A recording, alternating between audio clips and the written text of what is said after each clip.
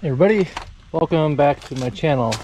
So word got around that I work on boats sometimes, and a friend of mine asked for some assistance. He's the one that owns this 19-foot Maxum, and this 19-foot Maxum has a 4.3 liter Mercruiser engine inside of it. He told me that when it's just him or him and his son on the boat, it cruises just fine, but when he's got a handful of people in it, it bogs down a lot. So I thought, well, it sure sounds like a fuel issue or fuel delivery problem to me. I told him I'd come take a look at it. Well, it didn't take long for me to figure out what exactly was happening without even needing any tools or anything.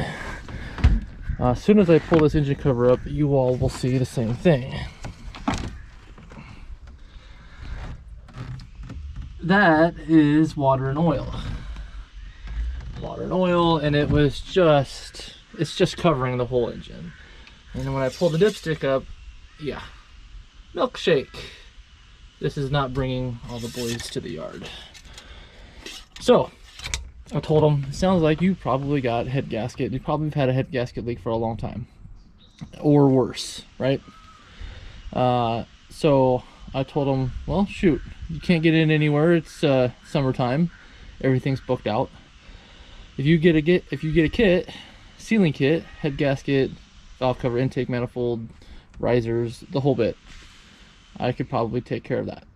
But I'm not going to do it in the boat.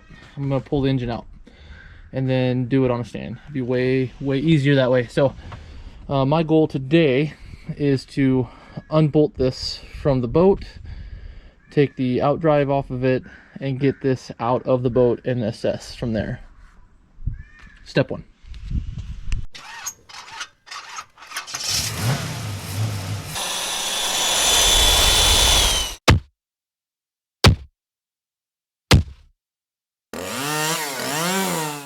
With any engine removal process project, the first thing you always want to do is disconnect the batteries. That way when you're moving electrical wires and alternator wires, starter wires, that sort of thing, you don't arc a bunch of crap out and burn wires down. I want to make this thing as easily accessible as possible. Pull off the engine cover. Just the screws for the hinges up to the floor is easy enough. Now I have some walking around room so that way I can get to everything. I want to see if I can get this crossover piece off here. It looks like it could somehow come out of there. That would make lifting this out of here way easier. So I'm gonna monkey around and see if I can figure out how that comes apart. All right, well, that's not coming out. That's secured in a way where I would have to do more damage than good to get it out. So scratch that. I should have enough room to swing the engine over this way and lift it straight out once I get to that point. So I'm gonna start from the top down, systematically work my way, taking linkages off here, the exhaust tubes off here from the top of the risers. The throttle linkage is going to come off. Steering, the steering hose going to the steering unit back there has got to come off from the pump, and this freshwater intake hose has got to come off. Anything that's going to be attached to something that's staying on the boat that's attached to the engine has to come off, essentially. Fuel line has to come off here, so on and so forth. So I'm gonna start digging into this, getting all those pieces off, so that way we can then pull the motor mounts off here, and then you got one on that side, and then you've got some in the back you probably can't see from the camera, but once I get these other pieces off, it could be hopefully easier to get to.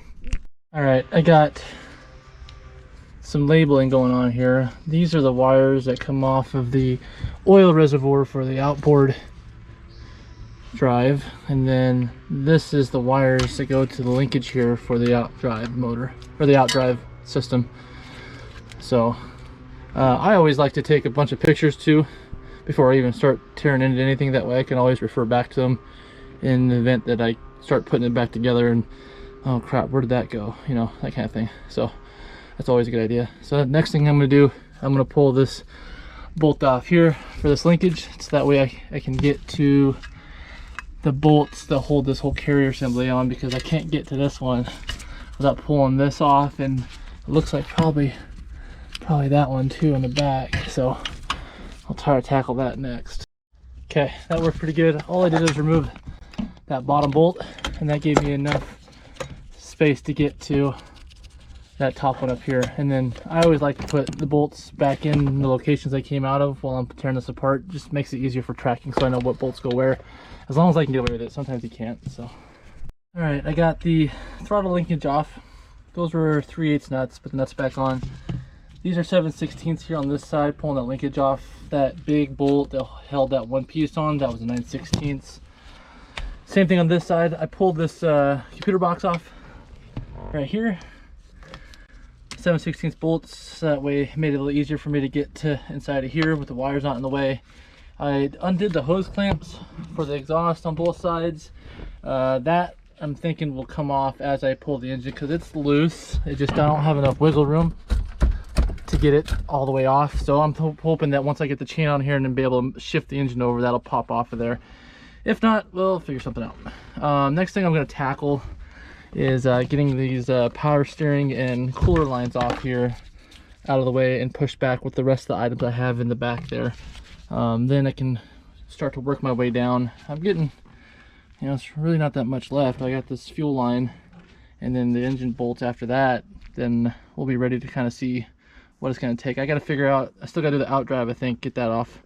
So that way, because the outdrive has a drive shaft that goes in the back of the motor.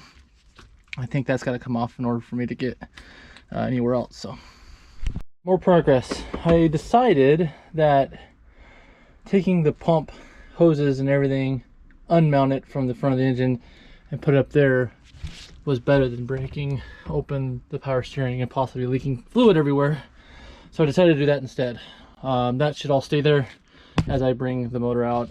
One thing I did have to do though, in the back where the power steering cooler is at, it's got 1/2 inch bolt that goes into the motor holding that cooler on. So I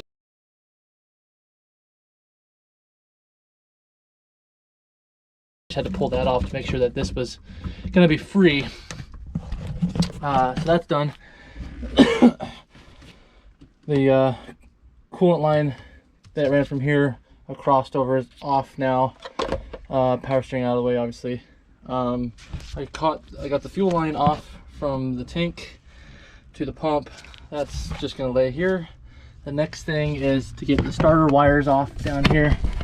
Those are quite rusty, so I'm hoping that I don't break the stud off from the starter, otherwise he's gonna have to buy a starter too. So what I think I'm gonna do is I'm gonna spray some penetrant in there, let that soak and eat that up for a little bit before I try to tackle that, and maybe I'll move on to the outdrive in the meantime. Yeah, I think that's better. Is that JB Weld I see back there? Oh God, I hope not. Hope not. Remove the outdrive, and the reason I'm removing the outdrive, if I haven't already explained, is there's a drive shaft that goes to the back of the motor, and I want to remove it out here where it's easily accessible. That way I'm not trying to fish the driveline back into the motor when I'm trying to mount the engine. I'd rather do it after the fact so I don't have to worry about it. So to get these outdrives out, first thing I gotta do is raise the tram up. So you gotta connect the battery back up, raise this up so that way you can get to the speedometer that's in the back here. That just kind of pops off its fitting inside. I probably should have showed that while the thing was up. It's up in here. Then once you get that, you've got 6 bolts. These are 5/8, or excuse me, nuts on either side. Then once you do that, once you pull the last one off, I notice I haven't have it off all the way yet because I started splitting. I was going to use the actuators here to push that off if it was stuck, but it's not stuck, so it's going to come off real nice and easy. Then pull the plastic caps off here for the hydraulic actuators, and there's C-clips on either side of this. I've already got them off. See, they sit on here like that. Pop those off with a flat tip screwdriver, and then there's a shaft that goes all the way through there. Once you pull that shaft out, this whole final drive assembly will come out. So let's see if I can set you guys up to where I can show you that.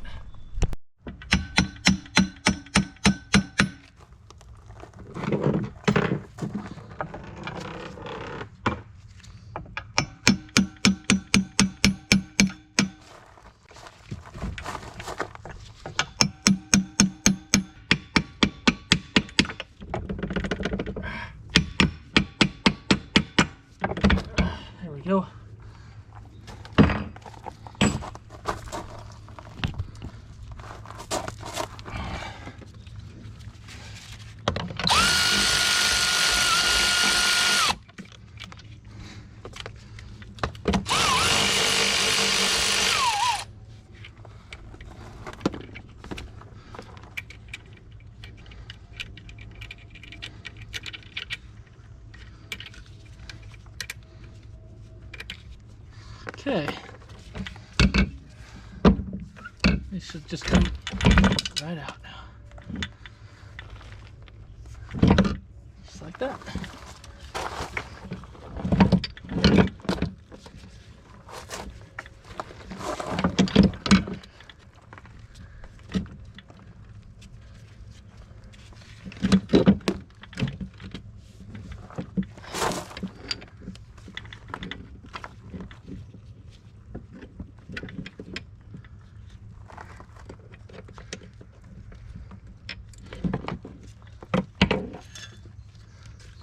So I got the engine mounts off.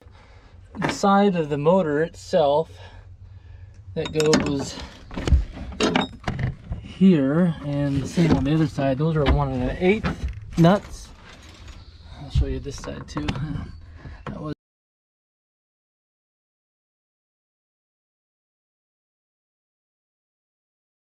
a 1 1/8, and then there's a lock washer. Then the back. You see those holes down there?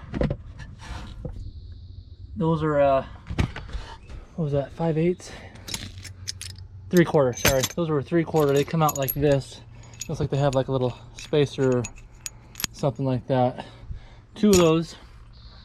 Now, right now, I think the only thing stopping me from yanking this out of here is this ground stud back here. Where that green wire's going. There's a ground stud, and it's spinning all the wires when I try to pull it off there, so I sprayed it down with some penetrating oil, letting it sit for a bit, see if I can tackle it. I don't want the wires to wrap around and break and all that kind of stuff, so it's not the easiest spot to get to either, so I'm hoping that the penetrating oil will help resolve that. Then I'll probably try to zip tie all the wires together, so that way I know that they're all going to the same ground stud. That way I don't get confused. Then I'll be ready to hook chain up. Okay, got those ground wires off. What I ended up having to do is take these skinny bi-scripts and clamp it on the inner nut, then pull off the outer nut with a 9/16. That way it didn't twist the wires around. So a little bit of pain, but I ended up getting it. So now I'm gonna have to figure out a way to chain this up and see about lifting it up out of here. So originally I had planned to use the chain hoist in there in the garage, but after thinking about it, we got a mini excavator that has a lot of articulation that could help me manipulate this better to get it out of here. So thinking I'm going to bring that over here, park it right behind the boat, and get it reached over here and see if I can get it up out with that, rather than trying to put it inside the shop and using the chain hoist. So start with that. All right, it was a fight, but we got the thing up out of the boat. Hardest part was those exhaust tubes. Those have to be kind of perfectly aligned to get over these dealies here, and that was kind of a fight. But once we got it hoisted, I know I said I was going to use the mini excavator, but couldn't find the keys for it, so we went ahead and used the chain hoist. Now we're getting ready to roll the boat out of the way here and put this on a stand, and that'll be it for the day. Finally